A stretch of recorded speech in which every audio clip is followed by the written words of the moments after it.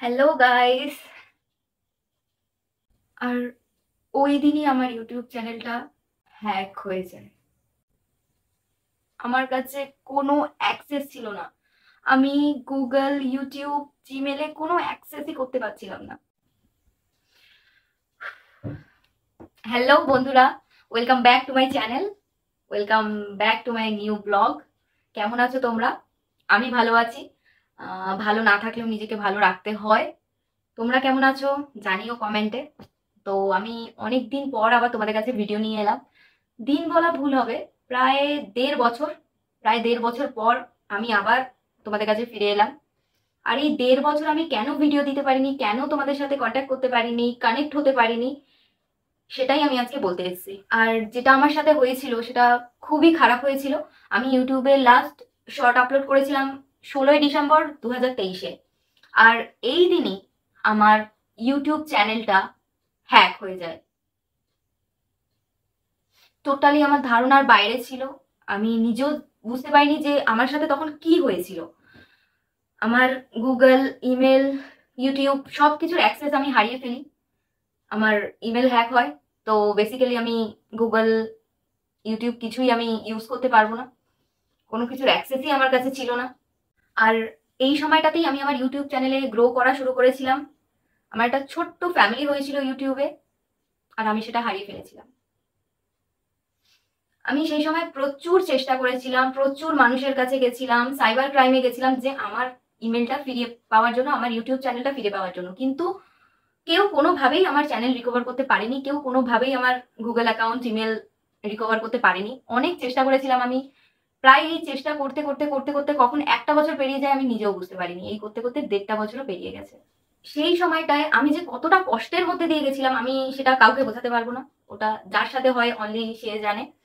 প্রচন্ড কষ্টের মধ্যে দিয়ে গেছিলাম, প্রচন্ড ডিপ্রেশনে ছিলাম, প্রচন্ড অ্যাংজাইটিতে ভুগছিলাম। কিন্তু আমি হাল ছাড়িনি, আমি আশা ছাড়িনি। আমি আমার বজরংবলীর ওপর অলওয়েজ ভরসা রেখেছিলাম। আর তার কাছেই আমি প্রার্থনা করে গেছি যে কোনো না কোনো দিন হয়তো আমি আমার মেলটা ফিরে পাবো, কোনো না কোনো দিন হয়তো কোনো মিরাকেল হবে।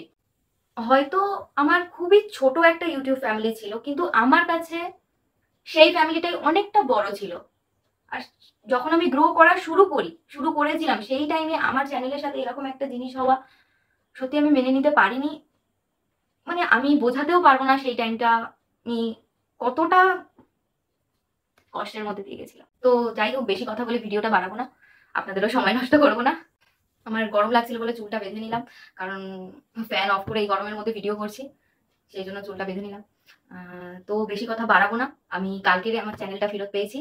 আমি যখন আমার চ্যানেলটা আমার কাছে ফেরত পাই, আমার জিমেলটা রিকভার করতে পারি, আমি টোটালি স্পিচলেস ছিলাম। আমি হাসবো না কাঁদবো, আমি কোনো রিয়াকশন দিতে পারছিলাম না। যে আমি যে ফেরত পাবো ১.৫ বছর পর আমার চ্যানেল, আমি সত্যি আশা করতে পারিনি। আর ভগবান সত্যি সেটা আমাকে ফিরিয়ে দিয়েছে। আর একটা মানুষের নাম না বললেই নয়, অরিজিৎ আমাকে সাহায্য করেছিল এতে। ওরই জন্য হয়তো আজকের এই চ্যানেলটা আমি ফেরত পাই। Thank you so much Arijit. Thank you বলাটা অনেকটা ছোট ওয়ার্ড হয়ে যাবে আমি জানি।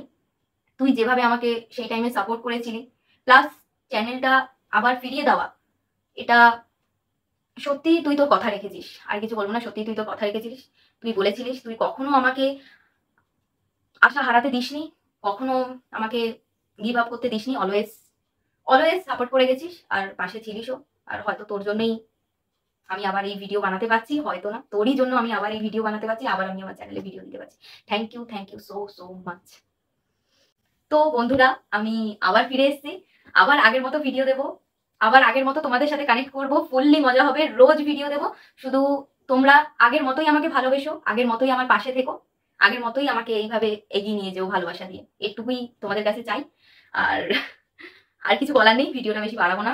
বেশি বকবক করে যেটুকু বলা ছিল আমার বলা হয়ে গেছে, আশা করি তোমরাও বুঝতে পেরেছো। শুধু পাশে থেকো, এটুকুই বলবো, পাশে থেকো, আবার আগের মতো পাশে থেকো।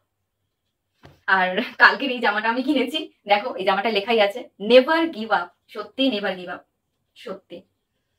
তো যাই হোক, চলো, আমি সবসময় ভিডিও শেষে একটা কথা বলতাম, তো এতদিন পর ভিডিও করছি সেটা বলবো না, এটা কখনোই হয় না। আমি খুবই এক্সাইটেড, আমি প্রচন্ড এক্সাইটেড যে আমি আবার সেটা বলতে পারছি, বলে ভিডিও এন্ড করছি। So bye bye guys, love you.